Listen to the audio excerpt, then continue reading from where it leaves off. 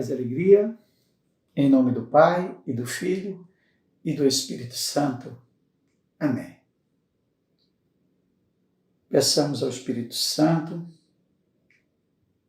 para que nos ajude a evitarmos o pecado e a utilizarmos frequentemente o sacramento da confissão,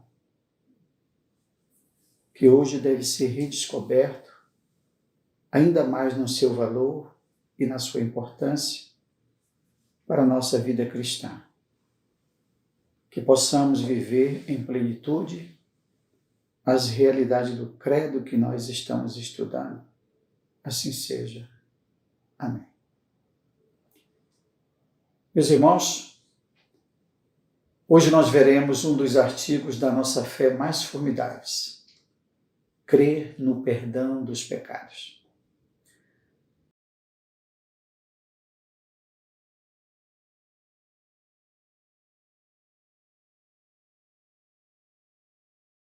Sem exceção, todos nós somos um tesouro em vaso de argila e por isso nós estamos sujeitos a falhas durante a nossa caminhada.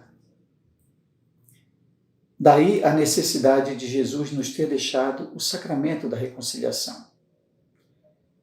Comecemos o estudo deste artigo da fé pelo parágrafo 9, 7 e meia do Catecismo, aonde esse parágrafo ensina-nos que foi o próprio Senhor quem instituiu o sacramento da confissão. Foi dando o Espírito Santo a seus apóstolos que Cristo ressuscitado lhes conferiu o poder divino de perdoar os pecados. Vamos recapitular um pouco esse grandioso momento, esse grandioso acontecimento. Na noite da Páscoa, Jesus apareceu aos apóstolos que estavam reunidos e disse-lhes: assim como o Pai me enviou, eu também vos envio. Em seguida, soprou sobre eles e continuou: recebei o Espírito Santo. Aqueles a quem perdoardes os pecados serão perdoados. A quem os retiverdes serão retidos.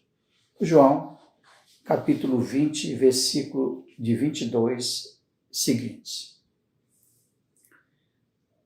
As palavras, meus irmãos, de Jesus ressuscitado, a quem perdoardes os pecados serão perdoados, é certamente uma das mais formidáveis novidades evangélicas.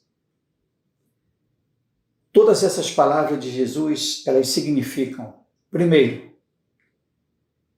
que os apóstolos, não por sua santidade, mas em consequência de um dom de Deus, recebei o Espírito Santo, foram e são habilitados a perdoar os pecados. Segundo, a sentença proferida pelos apóstolos, ela é confirmada pelo próprio Deus. Serão perdoados e serão retidos. Terceiro, trata-se de perdoar pecados propriamente ditos. Quarto, o poder assim concedido por Jesus não é dado à igreja inteira, mas apenas aos seus membros, ou seja, aos sacerdotes. E quinto, há razões para não absolver os pecados em nome de Deus, são geralmente de ordem pessoal. O parágrafo 977 afirma que Jesus ligou o perdão dos pecados à fé e ao batismo. Ligou o perdão dos pecados à fé e ao batismo. Agora, o que significa isso? Significa que a reconciliação ela só pode ser fruto de uma conversão de uma mudança do coração, de um novo modo de pensar, meus irmãos. Somente a força do amor de Deus pode mudar nossos corações e nos fazer triunfar sobre o poder do pecado e da divisão. Só Ele pode fazer nova todas as coisas. O sacramento da confissão, meus irmãos, ele começa a esmorecer, ele esmorece quando esmorece também a nossa fé. E a causa desse esmorecimento, ela pode ser devida à nossa liberdade, como no caso daquele jovem rico que disse não à atração amorosa da graça de Jesus. A Igreja, no parágrafo 980, ensina que o sacramento da penitência é necessário para a salvação daqueles que caíram depois do batismo. Isso porque, meus irmãos, o pecado ele destrói em nós a imagem de Deus. E isso me faz lembrar uma história que não sei se é verdadeira. Mas dizem que quando Leonardo da Vinci pintou aquele esplêndido quadro da Santa Ceia de Jesus com seus apóstolos, ele se viu diante de uma grande dificuldade. Ele precisava pintar o bem na imagem de Jesus e o mal na figura de Judas. E assim ele interrompeu o trabalho daquela pintura até que conseguisse encontrar os modelos ideais. Certo dia, quando ele assistia um coral, ele viu em um dos componentes do coral a imagem perfeita de Cristo. Então ele convidou essa pessoa para o seu ateliê e reproduziu os traços do bem dessa pessoa na imagem de Jesus. Passados 3 anos, a Santa Ceia estava quase pronta, mas Da Vinci ainda não havia encontrado o modelo ideal de Judas. Depois de muitos dias procurando, o pintor finalmente encontrou um jovem prematuramente envelhecido, bêbado, esfarrapado, atirado numa sarjeta. E, imediatamente, ele pediu aos seus assistentes que levassem esse jovem até a igreja. Então, esse grande artista começou a copiar aquelas linhas da impiedade do pecado, do egoísmo, que estavam tão bem delineadas na face daquele mendigo que mal conseguia ficar em pé. Quando terminou, aquele jovem abriu os olhos e notou a pintura à sua frente. E disse assim numa expressão de espanto e tristeza: eu já vi este quadro antes. Muito surpreso, Leonardo da Vinci perguntou: quando que você viu esse quadro? O jovem respondeu: há 3 anos atrás, antes que eu perdesse tudo o que eu tinha. Numa época em que eu cantava num coro, tinha uma vida cheia de sonhos e um artista me convidou para pousar como modelo para a face de Jesus. Meus irmãos, essa história serve apenas para ilustrar que o pecado nos desfigura o ser humano, desfigura o Cristo em cada um de nós. Ninguém deixa de ser imagem e semelhança de Deus, mas deixa de viver como tal. Não existe mal maior que o pecado. Apesar disso, o Catecismo, no parágrafo 982, nos diz algo muito importante. Não há pecado algum, por mais grave que seja, que a Santa Igreja não possa perdoar, desde que seu arrependimento seja sincero. Veja então, a igreja nos ensina que nenhum pecador pode se desesperar ou desanimar da salvação. Isso seria falta de fé.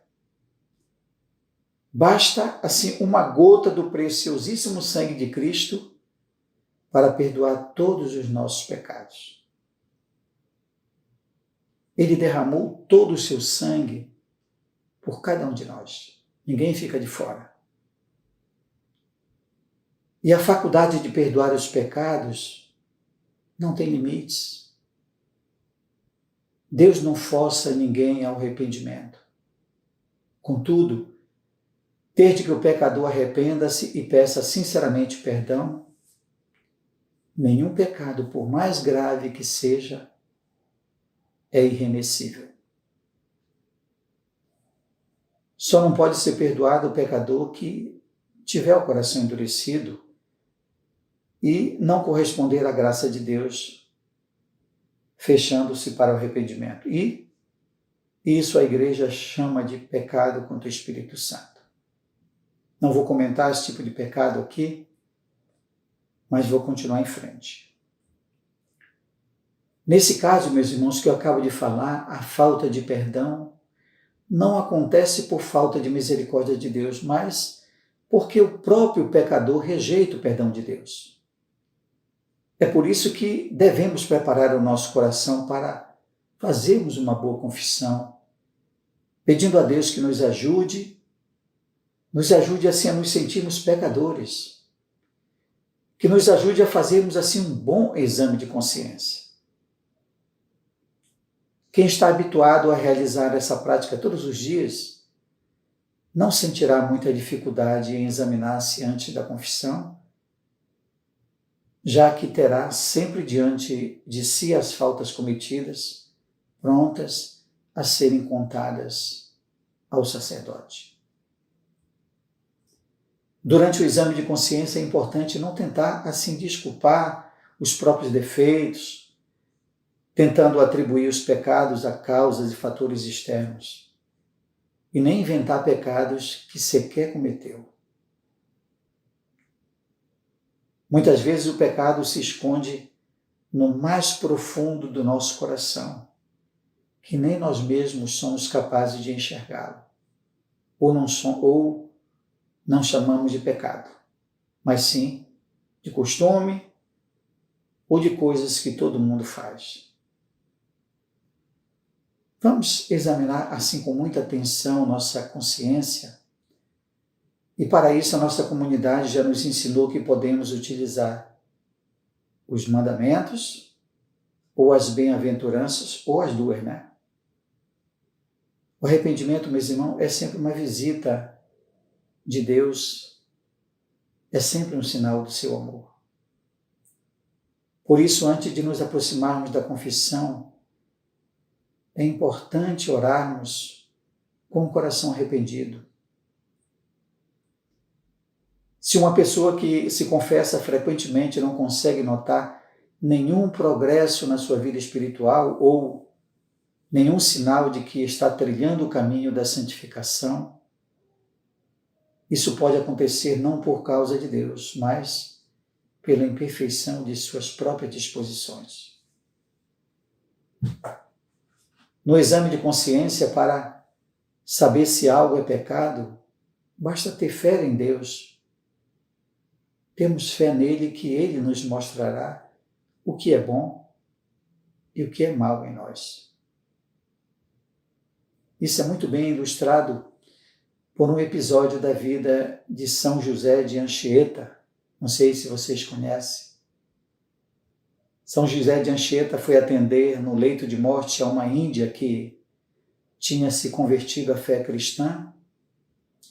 E nesse momento ele perguntou à índia se ela tinha um último pedido a fazer depois dela ter se confessado. Se ela tinha mais alguma coisa a acrescentar antes de partir para a vida eterna. A resposta dela chega até a ser cômica. Ela disse para o sacerdote o que ela queria mesmo era uma sopa de dedinho de criança, a qual, porém, ela renunciava de bom grado por não agradar a Deus. Então veja bem, mesmo tendo crescido a vida inteira acostumadas às práticas canibais da sua tribo, essa indígena abandonou essa prática só para deixar Deus contente. Então, do mesmo modo, por exemplo, ainda que há um olhar viciado às drogas ou até à prostituição pareçam boas ou agradáveis, nós temos que ter a certeza que pela fé o penitente é levado a reconhecer que o fim de tudo isso é a perdição e a morte. Então nós precisamos do perdão de Deus. E para isso o Catecismo, no parágrafo 983, diz que os presbíteros receberam um poder que Deus não deu aos anjos nem aos arcanjos. Não deu nem aos anjos nem aos arcanjos. Dessa passagem nós podemos ver que não confessamos os nossos pecados a um sacerdote pensando que ele é mais santo que os anjos ou porque ele é isento de faltas. Não, meus irmãos. Ele é um pecador, como todos somos. Não é da santidade de um ministro que esperamos receber a absolvição. O sacerdote ele não confere nada do que é seu. Ele é apenas assim um instrumento, um mero instrumento de Deus, ao qual o Senhor gratuitamente conferiu o Espírito Santo, como vimos no início desse vídeo, para proferir o perdão dos pecados. Nós sabemos que só Deus pode perdoar os pecados, mas a Igreja também nos indicou as diversas formas de penitência na vida para obtermos o perdão. O nosso irmão Santini, falando sobre as expressões bem variadas da penitência interior, citando o parágrafo 1434 do Catecismo, diz que há outros meios de se obter a remissão dos pecados, que não dispensam o sacramento, mas que são eficazes para redimir e reconciliar. São eles: a caridade, as lágrimas, a intercessão dos santos, a aflição do coração e do corpo, a emenda da vida, a misericórdia, a conversão dos pecados, a fé e o temor de Deus. É claro que não dá para falarmos de cada um, mas aqui eu quero relembrar um deles, que é a expressão da conversão de Pedro pelas lágrimas. Como sabemos dessa história, depois de ter negado Jesus por 3 vezes, Pedro saiu e chorou amargamente porque foi profunda a experiência do arrependimento dele. De modo que ele rompeu em um choro amargo de tristeza. Ele se desfez em lágrimas, tal foi o seu arrependimento. Meus amigos, o arrependimento é um ato da nossa vontade pela qual detestamos os nossos pecados, mesmo que ainda sejamos inclinados a ele. Detestar, sim, os pecados não é necessariamente um sentimento. Não é um sentimento pelo qual choramos nossas próprias faltas. Embora esse sentimento seja bom e agradável aos olhos de Deus, podemos detestar os próprios pecados, manifestando a nossa intenção de nunca mais voltar a pecar. Veja bem, nunca mais voltar a pecar. Eu chamo a atenção para isso porque, em alguns lugares, o ato de contrição já foi mudado pelas pessoas, introduzindo a palavra esforçar-me no lugar de da promessa de nunca mais pecar. Supondo nesse sentido que a pessoa provavelmente terá outra queda. Rezar em prometer se esforçar para ser bom é tão absurdo, meus irmãos, quanto seria um esposo que, depois de trair a sua esposa, dissesse para ela: eu prometo a você que vou me esforçar para nunca mais te trair.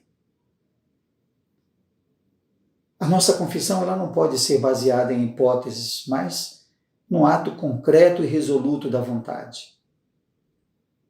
É por isso que certas pessoas não conseguem progredir espiritualmente.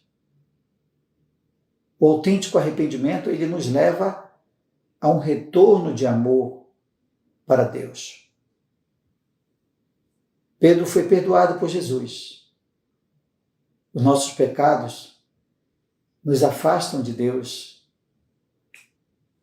E se eles não forem humildemente confessados na misericórdia de Deus, podem até causar a morte da nossa alma. Quando alguém está contrito e o desejo de se emendar, e o ministro da reconciliação legitimamente estabelecido declara que absolve essa pessoa de seus pecados em nome do Pai e do Filho e do Espírito Santo, nós podemos ter a certeza de que recebemos o perdão de Deus. O sinal da cruz, meus irmãos, é aquele sinal da cruz salvadora que o sacerdote traça sobre quem está se confessando, traçado sobre o pecador após a confissão, manifesta que naquele momento o pecado contrito entra em contato com o poder e a misericórdia de Deus. O pecador, quando está contrito, ele fica sobre a ação e o contato e o poder da imensa misericórdia de Deus.